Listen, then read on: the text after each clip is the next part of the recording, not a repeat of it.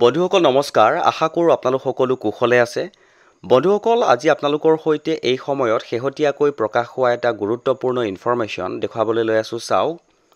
কৰ্মচাৰীসকলৰ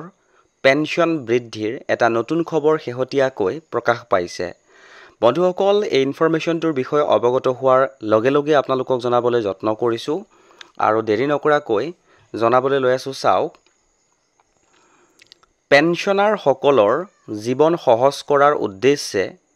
সিবিটিয়ে ইপিএফ স্কিমৰ আংশিক উত্তোলন নীতি সহজ কৰাৰ সিদ্ধান্ত লৈছে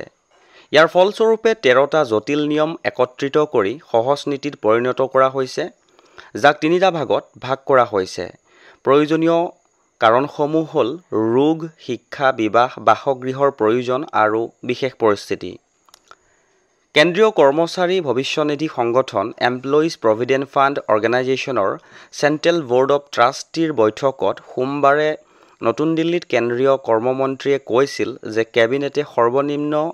পিএফ পেনশন বৃদ্ধিৰ প্ৰস্তাৱটো সক্ৰিয়ভাৱে বিবেচনা কৰি আছে তে বন্ধুসকল ইপিএফৰ অধীনত যিসকল পেনশনাৰ আছে তেওঁলোকৰ পিএফৰ পেনশনটো বৃদ্ধিৰ কথাটো বিবেচনা কৰি আছে বুলি চেন্ট্ৰেল লেবাৰ মিনিষ্টাৰে কথাটো উল্লেখ কৰিছিলে এটা গুৰুত্বপূৰ্ণ ইনফৰমেশ্যন পালো আৰু আপোনালোকৰ সৈতে শ্বেয়াৰ কৰিলো যদি ইনফৰমেশ্যনটো ভাল লাগিছে তেনেহলে আপুনি এবাৰ শ্বেয়াৰ কৰিব বুলি আশা ৰাখিলো